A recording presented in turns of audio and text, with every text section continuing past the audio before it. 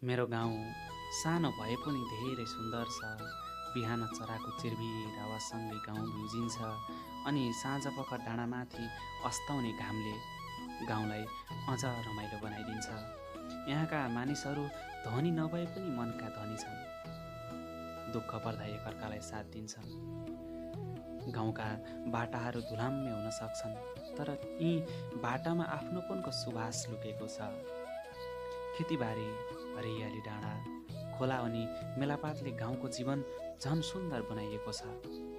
सहरमा जस्तो धेरै सुविधा नभए पनि गाउँमा शान्ति, माया र अपनत्व पाइन्छ।